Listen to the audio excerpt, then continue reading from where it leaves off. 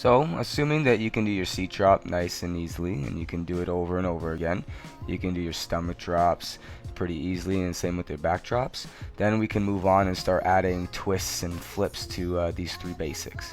So we'll start with the seat drops. You're just throwing the arms up, hips up. The hips up is the most important thing. If your hips aren't coming up, you're not going to be able to twist out of it. Because if you're a pike, let's try doing a swivel hips pike. It's impossible. There's no way it's going to happen. You're never going to do it. So you want to make sure the athlete's getting the hips up. This is a really good drill I get all of them to do. They can look at the ceiling as I am here. If they don't understand the concept of looking back, that will help distract them without thinking about anything else. They'll just think, oh, ceiling, okay, good. And naturally the hips will come up or they'll fall back. You want to be able to travel forward and backwards like this. If you can, then that's good. If not, well, that means you're just not leaning in the right direction. You can see as I'm going forward, I'm leaning forward a bit more extra when I land in the bed. And when I go backwards, I'm actually leaning back more. So you're here, and now you're going to add the half turn. You don't have to worry about the arms for the start, just kind of get them used to the twist. The most important thing is the fact that the hips come up, then they twist. You don't want them just to kind of drop their legs off to the side. It's not going to work too well in the next steps. So you're going to just keep doing these drills. You're going to get them doing it so they can do it easily like this, just one bounce. And eventually you take out the hands and knees, of course. Get the arms to come up at first so they get the idea of initiating the twist through shoulder flexion rather than just kind of whipping the shoulders over. Remember, when the swivel hips, just like the swivel hips, the arm comes up first. The right arm if you're twisting to the right, left arm if you're twisting to the left, before the other arm to cause the twist. If the arms go up at exactly the same time, you won't rotate at all. So you played around, you've done these little drills and rollers, swivel hips, blah blah. So they're pretty good at this. Make sure you change it up, get the kids guessing, doing different stuff, different angles, all that kind of thing. You can throw balls at them while they're doing it or foam or something like that, change it up. But now we'll go seat drop to stomach.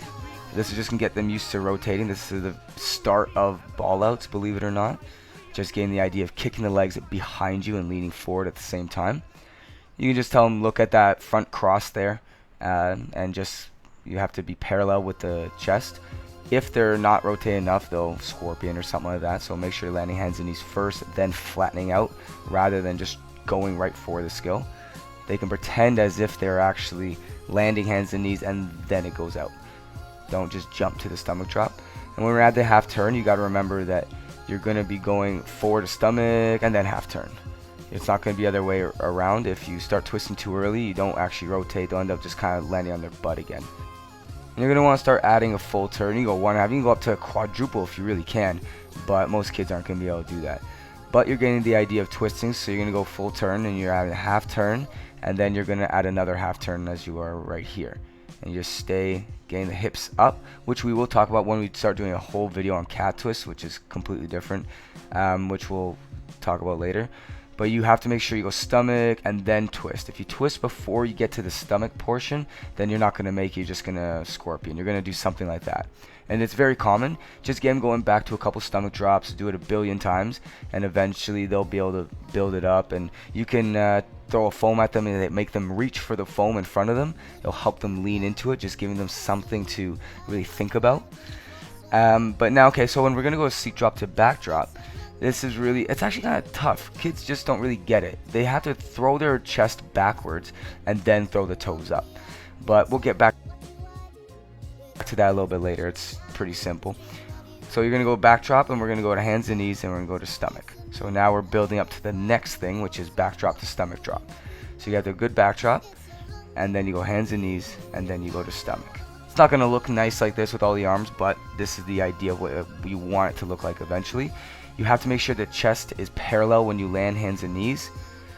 And when you're kicking, you'll notice that when I land on my back, my legs are actually, my feet are to the left of the screen of my hips. And see, that one, they weren't really, but I kicked a lot harder to make up for it. Most kids, they're going to have to really drive those heels down to get that kind of rotation. And they're going to have to start with bent legs. They're going to have to muscle around. But eventually they'll be able to do a straight legs just by thinking, kick the trampoline, and then just wait a second. If you contract your muscles right when you land and hold for that extra millisecond so that your feet can miss the trampoline when you kick down, then they'll have no problems. If they're trying to tuck too early just to rotate, it's not going to work. But the next step here is you're adding the half turn. But again, just like the seat drop to stomach, you're waiting for the stomach drop. Say, oh, stomach drop, and then half turn. As you can see here, set up, legs kick down, stomach, half turn. If I cannot see that red mat before I twist it way too early. Even by just seeing, I can see it right at the top of the bounce, and it's still a little early. You want them really to wait. So you're gonna wait, and then see there, if I do it like that, I didn't wait long enough, and I had to pike at the end. So make sure you kick that rotation first, twist second, just like bed mass. You can get them to land with their arms down, arms up, arms to the side, whatever you want, really doesn't matter. Alright, so let's start looking at the actual way to kick the heels properly. If you're looking at me the way you are now at the screen, imagine my head right now is at 12 o'clock, and my feet now are at 9 o'clock, and my head now is at 3 o'clock. I want my legs to be able to land at about 11 o'clock. That is just before vertical, and that will give me the moment, or that will give me the leverage to lean forward. If my feet are more like 1 o'clock, I'm actually going to do a pullover. So to kick forward as you would for a backdrop to stomach, you're going to land with your legs up, as you can see them come up here, come off the screen. When I come back, you see, oh, 11 o'clock, kick my legs down. If I land more like 10 o'clock, 9 o'clock, then first of all, I'm not going to get the range of motion I need to be able to get that swing. It'd be like doing a slap shot in a really narrow hallway. You just kind of just tap it. But here you're going to get the max fall through 11, pow, and then you're kicking your legs down, and you're missing the trampoline. If you do this too early, you'll kick the trampoline as you did as I did in the first couple. So that's another reason you want your legs at more 11 rather than 10 or 9. 10 o'clock also is going to take a lot more strength in the abs than it does for 11. 11, you're actually not far away from your center of gravity, so the legs staying up is actually much easier. But the farther your legs come away, the harder it is going to be on your abs. And a lot of people don't have that strength yet, but you should develop it anyway, just in case you're in a routine and your legs don't go exactly where you want them, and you can then substitute, and you're like, okay, well, legs are a little lower than I want them to be, but it's not the end of the world because I'm strong enough. And you're going to keep doing this. The whole point is that you land in the bed, and on the way up, you kick. So you're going down, you land at 11 o'clock, you weigh up, now I kick. If I kick too early, I'll just hit the trampoline bed. And this just takes a lot of time, a lot of practice, so just do it a million times. See, unfortunately, we're already at like 9 minutes here, so we're just going to leave you off with back pullovers. Again, if you put your legs at more like 1 o'clock, the stronger you are, you can actually land at 11 here and then put your legs over. But this is how people will start, and then eventually they'll get the rhythm. It is 10 times easier to go from backdrop, 1, 2, 3 backdrop, go, because your feet are already going in that direction.